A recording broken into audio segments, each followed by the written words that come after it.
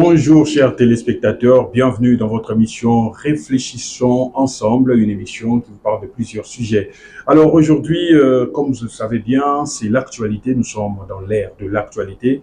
L'actualité c'est quoi? C'est une nomination. Les nominations qui ont été faites, et là, dans le gouvernement Sama Lukonde 2, il y a deux figures emblématiques qui ont signé leur entrée dans ce gouvernement. Alors, nous allons discuter comme d'habitude, chers téléspectateurs, avec mon invité, vous le connaissez, que je vais déjà d'ailleurs saluer, Monsieur Maître Thomas Gamakolo Poutou, analyste indépendante, expert dans les questions liées au Grand Lac. Bonjour, Maître. Bonjour.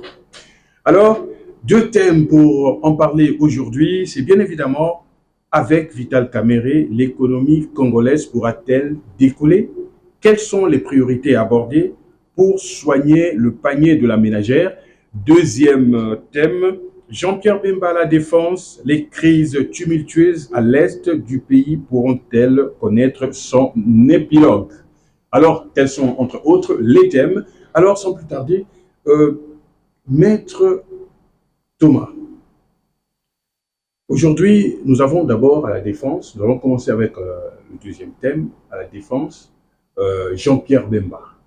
Jean-Pierre Bemba qui a quand même un passé significatif que tout le monde connaît ici au Congo. Il a été chef rebelle et on connaît comment les choses se sont passées ici. Est-ce que d'emblée, vous trouvez que le fait qu'il soit nommé à la défense, les crises qui se perpètrent du côté de l'Est pourront être soignées? Ok, merci beaucoup. Tout d'abord, je vais commencer par vous remercier. Je remercie la chaîne. Je remercie également votre digne personne parce que vous m'avez fait l'honneur de pouvoir participer à votre émission, à me lancer une invitation. Je me sens vraiment sincèrement honoré. Et là, pour répondre à votre question, j'aimerais d'abord rappeler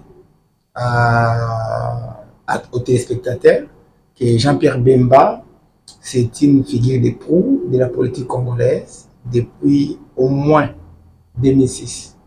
Parce que si nous considérons que en 2006, Jean-Pierre Bemba était candidat à l'élection présidentielle contre Joseph Kabila, et il a donc un pedigree qui n'est pas contestable en termes de qualité d'homme, de qualité d'homme politique, de qualité de meneur d'homme.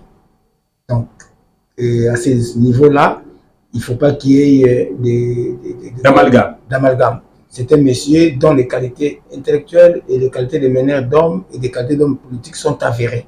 Et donc, en tant que tel, c'est une mastodonte de la politique congolaise.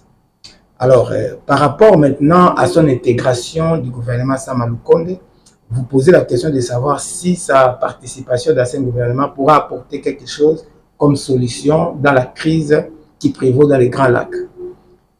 Ça, c'est une question qui est très très importante dans la mesure où les attentes des gens se focalisent beaucoup plus tournées vers l'Est. Vers l'Est en ce moment où Bemba revient aux affaires et prend un ministère important, celui de la défense, pendant que le pays est en train de faire face à des tumultes au niveau de l'Est avec le M23, mais pas seulement, parce qu'il y a aussi beaucoup de groupes armés qui sont au nombre de plus ou moins 190 maintenant. Voyez-vous, donc il faudrait qu'ils puissent nous ramener la paix et essayer de pacifier. Tout d'abord, personnellement, je pense que ce soit Bemba, que ce soit Kamerhe, tous deux, ont un background suffisamment grand pour pouvoir faire face à cela, parce que Bemba, comme vous l'avez dit, il n'est pas militaire. C'est très important d'abord de le rappeler. Bemba n'est pas militaire. Et il n'a jamais occupé des fonctions dans aucune armée du monde, comme soit colonel, général ou quoi que ce soit. Donc il n'ira pas... Même chef rebelle, il a géré quand même... Oui, il a géré une rébellion, oui, je vais en venir, mais je parle d'abord de Bemba en tant que politicien. Il n'a jamais été militaire formé, il n'a jamais occupé des fonctions dans l'armée, donc Bemba, il ne faut pas s'attendre que par un coup de baguette magique, il va venir et puis dès qu'il sera là, il prendra peut-être un hélicoptère. Je ne sais pas comment la population voit ça. Semblerait-il même déjà la population du côté de l'Est réclame qu'il se fasse une descente de ce côté-là. Écoutez, il n'y a rien qui... D'abord, j'insiste beaucoup sur cet aspect. Il n'y a rien que Bemba fera qui n'a pas encore été déjà fait. Comprenez? Il y a déjà eu la guerre depuis au moins, au minimum... Qu'est-ce que ça veut dire? Ce que ça veut pas dire... de langue de bois ici. Je ne parle pas de langue de bois. Je vais en arriver. Je veux que les gens restent dans ce qui est rationnel. Parce que moi, je suis un analyste. Je ne parle pas comme le commun des mortels. Je suis en train d'expliquer au peuple congolais dont je fais partie que Bemba ne va pas faire des miracles. Il n'y a pas un bâton magique que Bemba va agiter pour que tous les problèmes de l'Est se terminent d'un seul coup. C'est règle d'un seul coup. Parce que la question, c'est ça. Donc, il ne prendra pas d'hélicoptère, il ne prendra pas de chars. Il n'est pas le chef d'état-major général. Il est ministre de la Défense. Et les responsabilités sont bien partagées. Il va travailler avec les mêmes qui sont déjà là-bas, qui font déjà beaucoup d'efforts bien avant que lui n'arrive. Et vous vous souviendrez que ça fait plus d'une année maintenant que Bunagana est pris entre les mains des M23. Nous n'avons pas été à mesure de les récupérer malgré tout ce qui a été fait. Je vous signale que la région de Nirangongo, la région de Massissi et de Goma, rien que ces régions-là sont les régions les plus militarisées actuellement du Congo. Il y a plus de 10 000 militaires là-bas qu'on injecte tout le temps. On a des mercenaires là-bas, on a des groupes armés, on a toutes sortes d'arsenal militaires, les plus sophistiqués jusqu'au drone là-bas, mais sans solution. Sans solution. Donc, c'est dans ce contexte que Bemba arrive. C'est pourquoi j'ai dit, il ne faut pas déjà d'emblée penser qu'il y aura un miracle. Mais seulement, c'est fut également, comme vous venez de le souligner, un chef de guerre. Il fut un chef de guerre parce qu'il a mené une rébellion.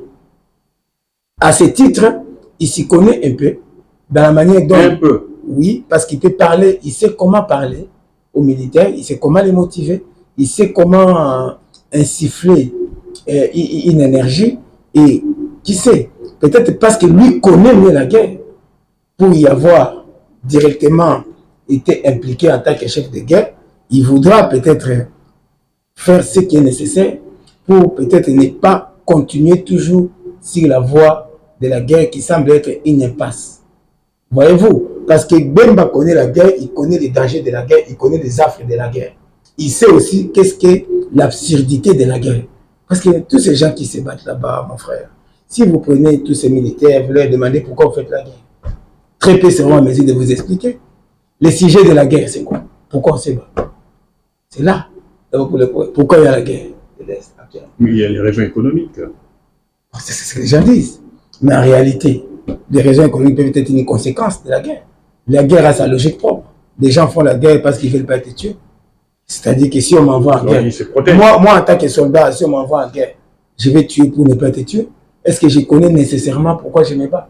Peut-être les généraux savent, peut-être les politiciens savent. Mais les militaires qui sont au fond, tous ont envie de rentrer à la maison. Ils ont besoin de la paix. Même si on leur dit que voilà, les autorités vont parler pour qu'il y ait la paix. Ça ne va pas les déranger du tout. Les gens qui veulent la guerre, ce sont des gens qui sont assis ici, à Kinshasa, dans leurs salons, dans les bars et tout. Ce pas des gens qui iront au fond. Ceux qui sont au fond, qui courent dans les forêts, qui nagent dans la boue, qui chaque jour risquent d'attraper une balle. Ils vivent dans un danger permanent. Ceux-là ont envie de rentrer au bercail. Et ça n'a que fait que trop durer. Cette guerre ne dure pas depuis 10 ans. Cette guerre dure depuis 30 ans. Mobutu l'a laissé. Laurent Désiré Kabila l'a laissé. Joseph Kabila l'a laissé. Mais il faut dire que ça s'est intensifié quand même en 1997, donc 97, lorsque Kabila était venu. Non? Quand Kabila est venu avec... mais justement, quand je dis depuis près de 30 ans, je parle de 97, de quand l'AFDEL est entré avec la rébellion qu'on a appelée la rébellion de Banyamulenge, qui n'était pas de Banyamulenge parce qu'il y avait tout le monde là-dedans. Toutes les tribus étaient représentées dans cette rébellion. Vous comprenez? C'est une situation qui dit depuis tellement longtemps que je pense, à mon humble avis d'analyste, j'ai réfléchi de façon optimiste, que Bemba, s'il a réellement les mains libres, s'il a réellement les coudées franches, si on le laisse faire avec son background, étant donné que Bemba connaît les affres de la guerre, pour y avoir été, contrairement à tous ces gens qui crient ici, qui on veut la guerre, mais qui ne bougeraient pas de l'air vers des scoles pour aller s'ennuyer là-bas. Vous comprenez? Lui, au moins, il sait c'est quoi être dans la forêt, c'est quoi diriger des troupes, c'est quoi avoir des problèmes de munitions. Il connaît parce qu'il a été dans la guerre. Je lui donne un bénéfice du doute. Je pense que si on le laisse avec sa carrière, avec sa personnalité, avec son background de chef de guerre, tout en n'ignorant pas que ce n'est pas un militaire, il n'a jamais fait l'armée, donc il ne faut pas aussi trop lui demander. Est-ce que même la plus belle fille dit bon, on ne peut donner que c'est qu'elle a. Je pense qu'il peut faire quelque chose, mais moi je suis beaucoup plus optimiste dans le sens que Bemba, connaissant les dangers de la guerre, nous amènera nécessairement vers la voie de la paix. Mais ça peut aussi être par les dialogues. Ce n'est pas nécessairement parce qu'il faut le rappeler tantôt, lorsqu'il était chef rebelle, il avait pour ami le président Museveni. Il l'avait appuyé. Oui, bon, est-ce que dans les relations d'État, c'est vraiment une relation d'amitié? Mais peut-être que le fait d'avoir été aussi... Même d'intérêt, oui, il faut le dire. Oui, mais peut-être le fait d'avoir été aussi en contact avec le président Museveni peut jouer pour peut-être ouvrir un front, parce que nous sommes dans une impasse. Hein. Il faut comprendre que le Congo est dans une impasse. Hein. On peut beau être patriote, mais notre patriotisme ne doit pas nous rendre aveugles. On n'arrive pas à résoudre ces problèmes par la guerre. On n'y arrive pas. On a même des mercenaires. Ça ne marche toujours pas. On a acheté des hélicos. Ça ne marche toujours pas. On a des sous-corps. État de siège. Ça ne marche toujours pas. J'ai dit, c'est la zone la plus militarisée du Congo. Il y a plus de 10 000 militaires là-bas. Donc aujourd'hui, tout l'argent de l'État, tout le budget de l'État, peut-être même plus de la moitié du budget de l'État va là-bas. Je pense. D'accord. Mais il n'y a pas de solution. Vous êtes en train d'expliquer quelque chose qui semble vraiment difficile à solutionner. Alors, vous, en tant qu'analyste politique, si on vous posait la question, vous disiez quelles doivent être les priorités du ministre en charge, du Premier ministre, du Premier vice-ministre en charge, Premier ministre en charge pardon, de la Défense, les priorités seraient quoi précisément? J'ai déjà dit un peu, répondu un peu à cette question quand j'ai dit qu'il n'y a rien que Bemba puisse faire qui n'a pas encore été fait. Ce n'est pas un magicien. Il ne va pas, comme dans un conte de fées, agiter une baguette magique et changer les décors du jour au lendemain. Il va trouver qu'il y a des situations qui existent, il y a une rébellion qui existe, qu'on n'arrive pas à mater par les armes, et il va s'en rendre compte, et il sera beaucoup plus réaliste, peut-être que ceux qui étaient là avant lui, parce qu'il sait c'est quoi la guerre. Et donc, s'il y a des priorités à faire, ce ne sera pas des... Je ne sais pas comment il peut réorganiser autrement l'armée, puisque notre armée a des problèmes, des fonctionnalités qui sont congénitales à notre armée, c'est-à-dire qui sont nées avec l'armée. Je te signale, par exemple, je vais juste te faire une brève pour que tu comprennes ce que je veux dire, comme on n'a pas beaucoup de temps. L'armée congolaise est née comme force publique. Quand elle est née dans les années 1800 et quelques, quand on a créé la force publique, cette force publique était créée pour quoi? Ce n'était pas pour protéger les frontières. Puisque des grandes puissances avaient déjà discuté des frontières de chacun. Ce n'était pas possible qu'entre eux se fasse la guerre. Quand il y avait des conflits, ils négociaient en Europe. Vous comprenez? Donc, il n'y avait pas question que la France, la Belgique, l'Allemagne se fassent des guerres. C'est bien que les armées qui ont été construites en Afrique, c'était des armées pour maintenir l'ordre public. Vous voyez même le nom, force publique. Ce n'était pas pour protéger la souveraineté des territoires.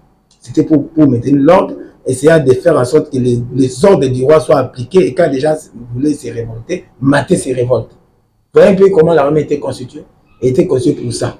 Et depuis lors, on n'a jamais changé de philosophie, c'est-à-dire de créer une armée républicaine qui va protéger les frontières, alors que nous avons 9 voisins. Voyez-vous? Donc la priorité, aujourd'hui, puisque nous n'avons jamais été préparés à protéger nos frontières, et que s'il faut faire une réforme de l'armée, ça ne sera pas simplement en ajoutant le nombre de munitions, le nombre d'armes et le nombre de personnes. Ça doit être dans le changement même de la philosophie de notre armée, de créer, d'inciter un esprit patriotique et puis de faire en sorte que l'armée qui va être faite tienne compte qu'on a 9 voisins, pas seulement les Rwandais, Donc on ne peut pas former l'armée pour les Rwandais, déjà. Ça, c'est très prioritaire. Il faut comprendre qu'il faut former une armée. Parce que demain, même les Centrafricains peuvent se réveiller pour un oui ou pour un non, nous attaquer. Donc, il faut savoir créer une armée qui est vraiment à mesure de pouvoir protéger. Je ne suis pas spécialiste, mais qui sera vraiment à mesure de pouvoir protéger tous les territoires. Mais sans négliger que le bon voisinage, c'est la première façon de pouvoir protéger nos frontières. Les autres, dans les temps des forces publiques, ont protégé les frontières parce qu'ils négociaient, ils parlaient entre les États. Dialogue. Oui, parce que c'est pas que nous, avec les Allemands, on a eu des conflits de territoires en 1910, en 1911. On les a résolus comment? Notamment au Rwanda là-bas. C'était pas le dialogue. Voilà. Donc vous estimez que même le ministre de la Défense doit être un des éléments catalyseurs de ces dialogues entre nous et nos voisins, de sorte que nos voisins ne soient pas pour nous des sources de sécurité, mais qu'ils soient des barrières pour nous sécuriser aussi. Vous comprenez? C'est-à-dire qu'ils ne soient pas des sources d'insécurité, mais qu'ils soient comme un corridor de sécurité, de sorte que si vous voulez attaquer le Congo, vous devez d'abord commencer par attaquer la Centrafrique parce qu'on a des bons rapports avec la Centrafrique. Si vous voulez attaquer le Congo par l'Angola, vous devez d'abord commencer par attaquer l'Angola parce qu'on a des bons rapports avec l'Angola. Si vous voulez attaquer le Congo par le Rwanda, il faut d'abord commencer par attaquer le Rwanda parce qu'on a des bons rapports avec le Rwanda. Ça, c'est quelque chose qui est beaucoup plus prioritaire, que beaucoup de gens ne voient pas. C'est même ça qui a fait que de 1885 à 1960, il n'y a pas eu de guerre entre les différentes puissances à propos des frontières. Et pourtant, Dieu sait s'il y a eu des conflits de frontières entre les Français et les Belges, entre les Belges et les Portugais, entre les Belges et les Allemands, entre les Belges et les Anglais. Il y a eu beaucoup de conflits. Le partage du gâteau. Voilà. Il y a eu des conflits, mais ça n'a jamais débouché sur des guerres. Si bien qu'on n'a pas eu besoin d'avoir une force, des forces armées, on appelle ça même force publique. C'est Mobutu qui a quand même essayé, d'ailleurs, par un accident de l'histoire, quand il y a eu une itinéraire, de réformer une armée maintenant qu'on appelait FAC, Force Armée Congolaise. Après, c'est devenu phase. Mais dans tous les cas, les armées ont toujours été, sous Mobutu, c'était pour protéger son pouvoir. À un moment, il a essayé de négliger un peu l'armée pour favoriser la force prétorienne qu'on appelait DSP pour sa protection. Ils étaient mieux équipés que les autres troupes. Vous comprenez, il y a tout ça, des problèmes dans l'armée, des disparités. Il y a des problèmes d'empêcher pour que nos généraux, par exemple, soient en contact permanent tout le temps avec des commerçants, dans des carrières miniers, et tout ça, qu'ils oublient leur travail premier qui est de protéger la souveraineté de notre territoire pour commencer à faire des affaires. Voilà, donc cette culture des généraux affairistes qui a commencé bien avant, ce n'est pas un problème du gouvernement actuel. Il ne faut pas jeter la pierre sur l'actuel gouvernement parce que c'est un problème qui dit depuis.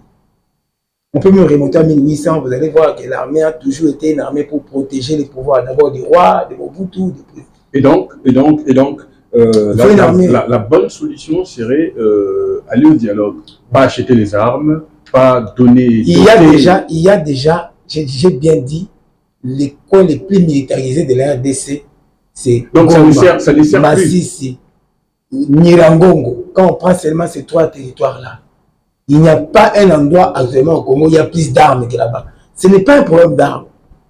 C'est faux. C'est un problème fondamental. Il y a un problème fondamental. Quand on ne touche pas à la cause fondamentale du problème. Quelle est la cause?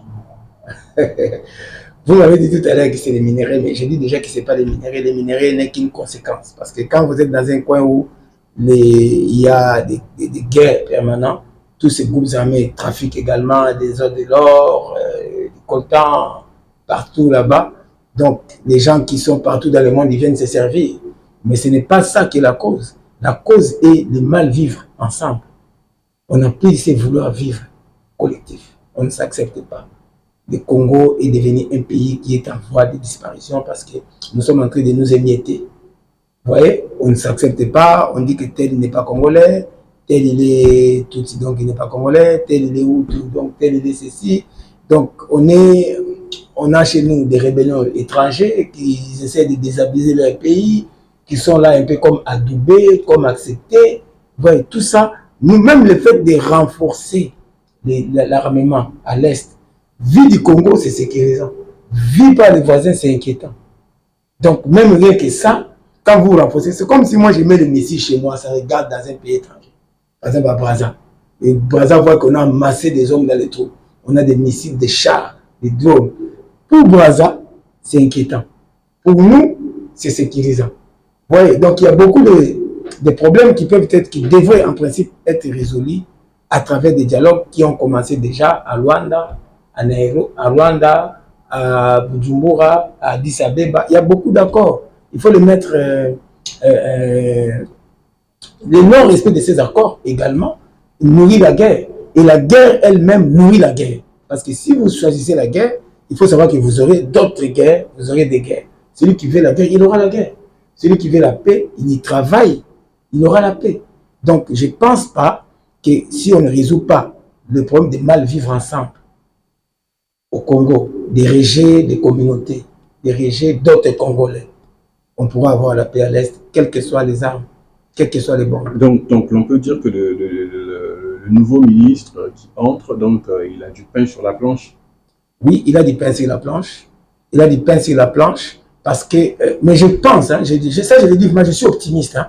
Je suis très optimiste par rapport à sa carrière, par rapport à sa personnalité. C'est une mastodonte politique. Je reconnais que c'est un animal politique, comme on dit dans certains pays. Dur à cuire. Oui, donc je suis confiant que si Bemba a réellement les mains libres, si Jean-Pierre Bemba a réellement les mains libres... Pourquoi parlez-vous de mains libres? Peut-il être lié?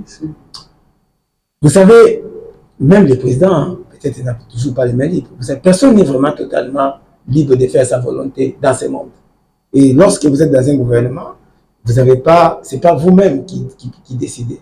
Il y a le collectif d'abord du gouvernement, vous avez un Premier ministre, il y a un chef de l'État. Vos positions peuvent ne pas être adoubées par les autres, soutenues par les autres. Dans le gouvernement, on a plus ou moins 5 ministres de l'Est, du Nord Kivu, qui sont des Nandais, donc des gens qui aiment vraiment faire la guerre. On a également au moins 10 ou 9 ministres du Sud Kivu, qui sont la majorité Bashi, qui aussi ont toujours cette tendance un peu va-t-en-guerre.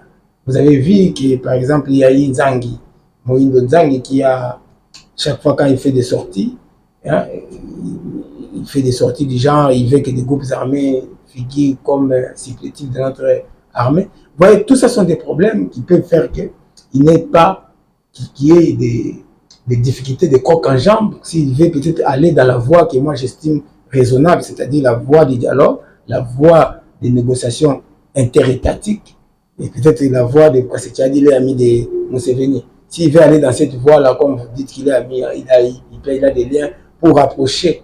Il y a des forces à l'intérieur qui peuvent s'opposer. Oui. Et si leur nomination, là maintenant je parle de façon maintenant pessimiste, n'était qu'une nomination pour s'assurer par exemple des élections de l'Équateur. Des gens de l'Équateur. Oui, justement, je voulais en venir. Disons, si sa nomination n'avait que comme objectif de s'assurer les voix des gens de l'Équateur, on risque de ne pas de laisser faire ce qu'il veut. Je pense que ce sont des nominations qui ont été négociées et qu'on va vraiment laisser les mains libres pour évaluer la situation et voir si la voie de la guerre qui est dans un impasse, parce qu'il faut le reconnaître, malgré notre patriotisme, ça fait plus d'une année, Bounagan est toujours entre les mains des M23. Au contraire, ils ont gagné d'autres territoires. Là où on semble gagner, c'est là où ils se retirent d'eux-mêmes. Ouais. Alors, suivez l'appel, je vous prends en marche, chers téléspectateurs. Sachez que vous êtes sur Télé+, et dans l'émission Réfléchissons ensemble. Alors, Maître Thomas, d'aucuns pensent que cette nomination a pour objectif les calculs politiciens. Oui, c'est évident. À 9 mois des élections, on réfléchit aussi politique. On ne réfléchit pas que peuple, pays. On voit que dans quelques mois, il y a des échéances, les soucis de tous ceux qui sont au pouvoir, puisque le pouvoir semble-t-il est succulent. Je n'ai jamais goûté à ce sucre, mais tous ceux qui ont goûté à ce sucre n'ont toujours pas envie de partir. Certainement, vous goûterez un de ces 4, non? Je ne sais pas, si Dieu le veut. Si Dieu le veut. Mais en tout cas, ceux qui en ont goûté n'aiment pas quitter. Donc, c'est tout à fait légitime. Le président qui nous dirige actuellement a besoin d'un second mandat. Et d'ailleurs, moi, je pense même qu'avec la nomination de Bemba et de Kamere, il s'assure vraiment beaucoup de voix à l'Équateur et notamment aussi à l'Est, parce que Kamere également reste un des classiques de notre politique, ou pour ne pas dire une des mastodontes également de notre politique. Donc, je pense que pour moi, la réélection du chef de l'État est presque assurée.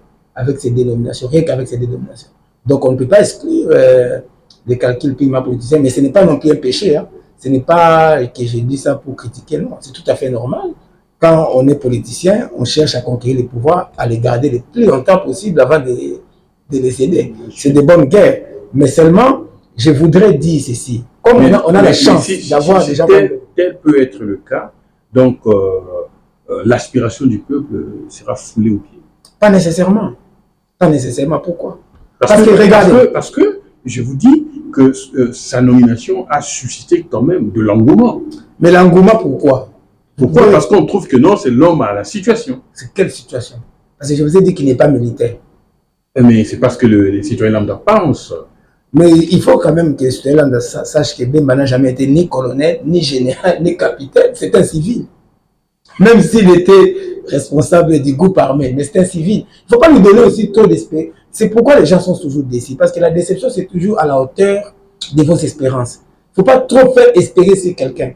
Donc, ce n'est pas parce qu'on nomme des gens par calcul politicien qu'ils ne vont pas travailler. Ils vont travailler. J'ai dit ici que s'ils ont, soyons optimistes, donnons-leur la chance. Parce qu'ils viennent à peine d'être nommés.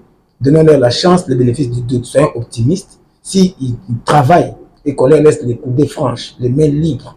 Moi, je pense qu'avec une personnalité comme Bemba, parce qu'il a quand même été chef de guerre, seigneur de guerre, il peut amener le pays à redresser la situation là-bas, à mettre un peu de l'ordre là-bas.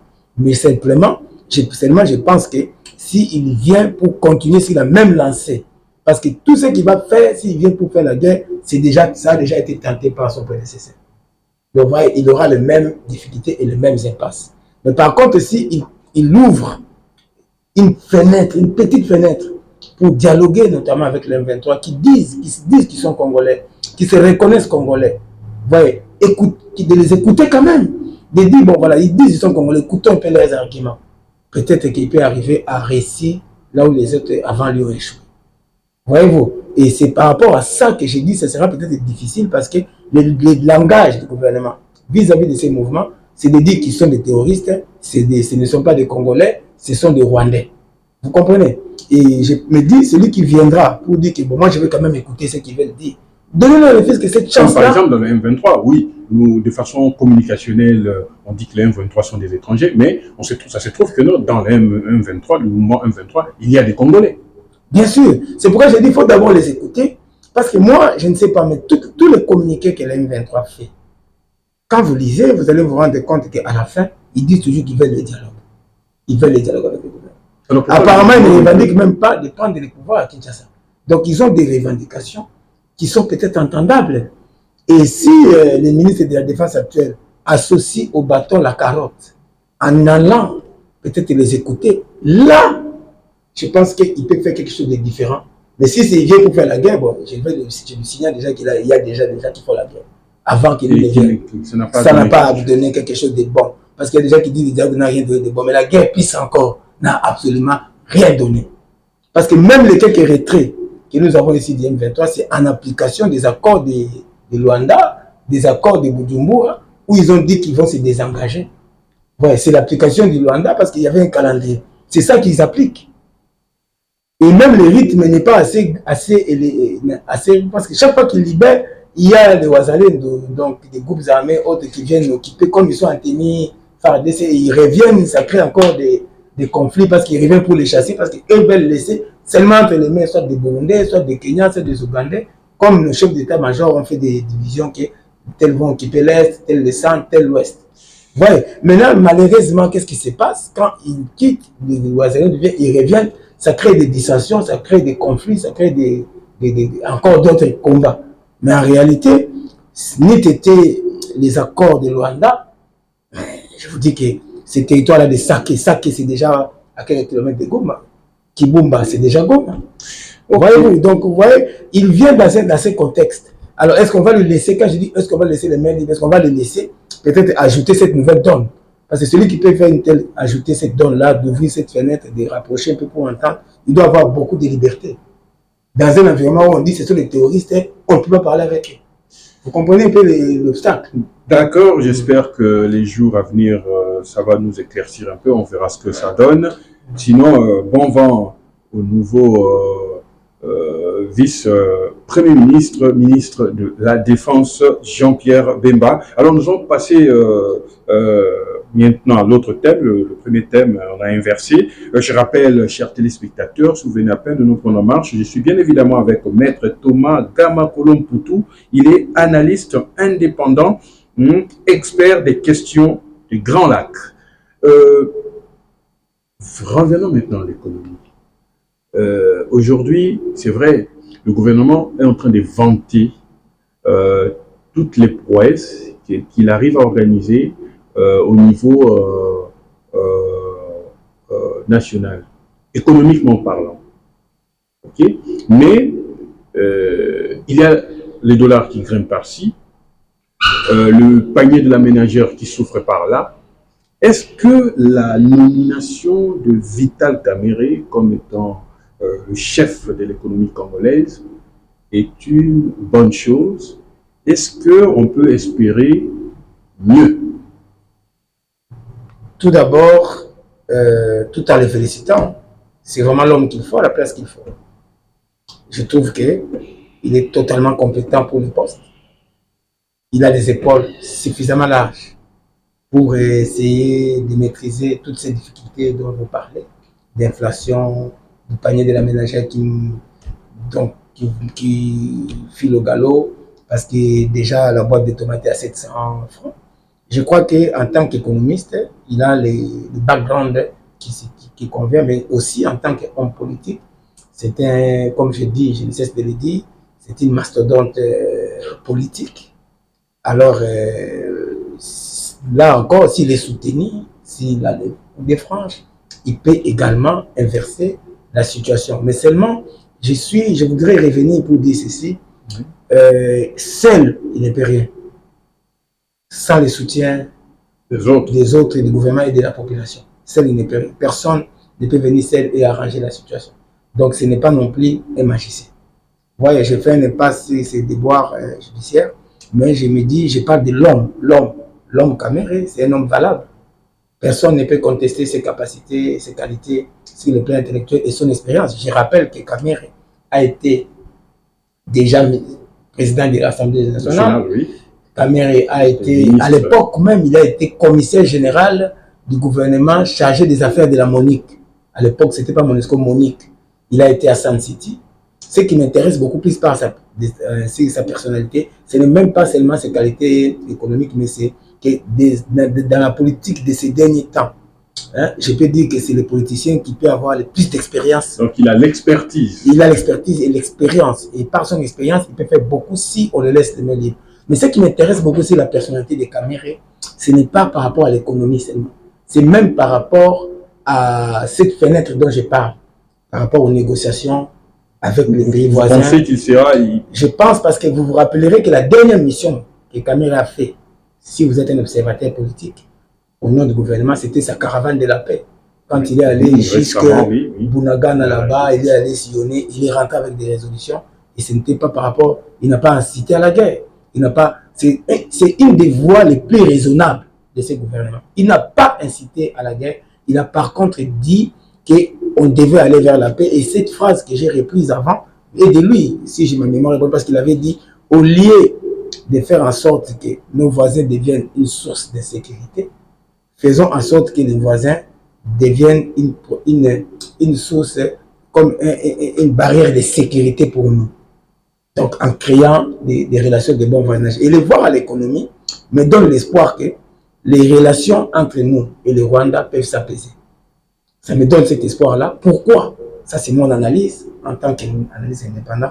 Parce qu'à travers l'économie, la diplomatie peut aussi être mise en œuvre.